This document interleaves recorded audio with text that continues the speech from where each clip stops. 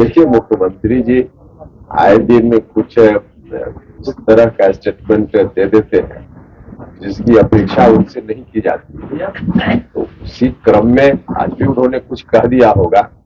अब यह उनका व्यक्तिगत विषय है, लेकिन राज्य के मुख्यमंत्री है तो कई दिनों तक बीमार होने पर अज्ञातवास में जाने पर सवाल तो उठेगा।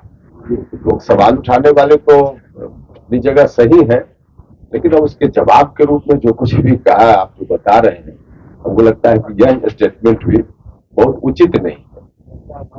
आज फिर से जेडीयू के तमाम बड़े नेता और मंत्री भी कहने लगे हैं कि नीतीश कुमार के साथ जो चूक हुई, जो उन्हें बुरी तरह से हारी है, वहाँ बड़ा कारण यह है कि नीतीश कुमार को वो संयोजक नहीं बनाया गया, उनके चेहरे पर चुनाव लड़ने की बात नहीं हो रही है। क्या मानते हैं कि आज भी जेडीयू बात देख रही है?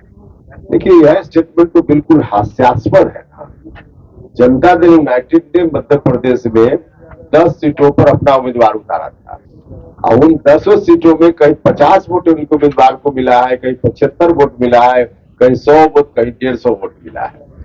अगर नीतीश कुमार जी का या जेडीयू का इस्तेमाल वहां होता, यही न होता कि उन क्षेत्रों में कांग्रेस पार्टी के उम्मीदवार को जो वोट मिला होगा उसमें 50 वोट की जगह 100 वोट और ऐड हो जाता, कहीं 70 वोट ऐड हो जाता, जो जेडीयू को मिल गया कांग्रेस के साथ जाता। तो इसके आधार पर अगर कोई कहे कि अगर मिलजुल कर लड़ते चुनाव, जेडीयू को पूछा जाता तो परिणाम कुछ और होता, ये तो बिल्कुल हास्यास्पद है ना।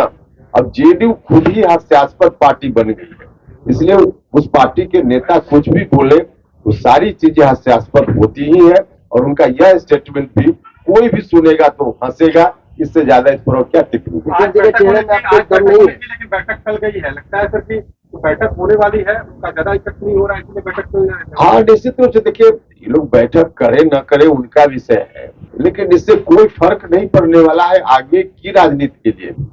और इसी तरह से आपस में हमने तो पहले भी कहा कि स्वार्थ के आधार पे की गई दोस्ती कभी सफल नहीं हो सकती। इन लोग की दोस्ती पूरे तौर पे स्वार्थ के आधार पे है। कोई जनता का हित, देश का हित उसमें थोड़े है, और स्वार्थ के आधार पे लोग दोस्ती कर रहे हैं, तो यही स्थिति होगी। और लेकिन इसका कोई परिणाम नहीं निकल रहा है। सर, गृह मंत्री आ रहे हैं और मुख्यमंत्री ने कहा है कि वो भी उस बैठक में शामिल होंगे। देखिए, सरकार के स्तर पे कहीं कोई बैठक होती है, चाहे भारत सरकार में या किसी राज्य की सरकार के द्वारा, तो वहाँ भारत सरकार के मंत्री, राज्य के मुखिया मंत्री लोग भाग लेते हैं। क्या लगता है बिहार में फिर से बड़ा बदलाव होने वाला राजनीतिक? सरकारी बैठक में आप मना कर रहे हैं क्या कि अलग पार्टी की कहीं सरकार है तो नहीं जाए सरकारी बैठक में वहाँ का अधिकारी या मंत्री?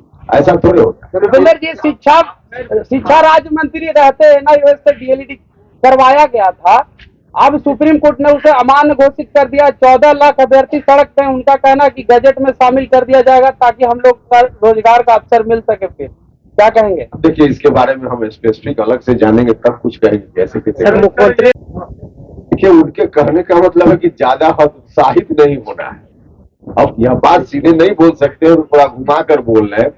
लोग उनके जो निराश हो गए हैं, बिल्कुल उत्साहहीन हो गए हैं, तो उसको मैसेज देने का प्रयास है कि हतोत्साहित मत होना। उत्साहित ज्यादा नहीं होने का क्या मतलब, हतोत्साहित नहीं होना।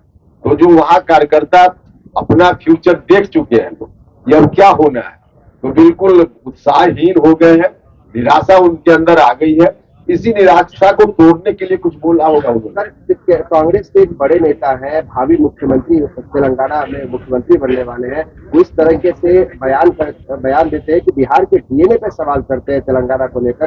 कि क्या इस तरीके से कांग्रेस को भी अपने आप को देखना होगा कि किस तरीके से आप बात कर रहे हैं? देखिए, निश्चित रूप से कहीं का किसी भी राज्य का कोई भी व्यक्ति, छोटा हो बड़ा हो, और खास करके उस लेवल का कोई व्यक्ति जिसके बारे में आप चर्चा कर रहे हो, कहीं से इस तरह का स्टेटमेंट किसी राज्य के प्रति दे तो यह असंवैधानिक है, पूरे तौर पे गलत है, उसकी जितनी निंदा की जाए कम है।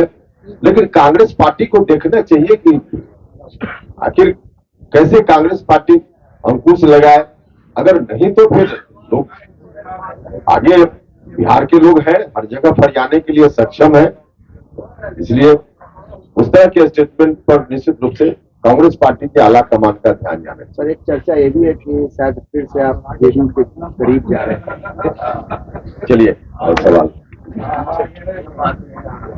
नीतीश कुमार बीमार थे, अचानक उन्होंने आकर बयान दिया कि कई लोग कई तरह की बातें कर रहे थे, लेकिन वो बुखार उनको लगा था, फिर भी ज्यादा बुखार नहीं था, 5 दिन तक वो महटिया के मुंह पड़े रहे। इस तरह के बयान मुख्यमंत्री के तौर पे जब उनसे सवाल किया गया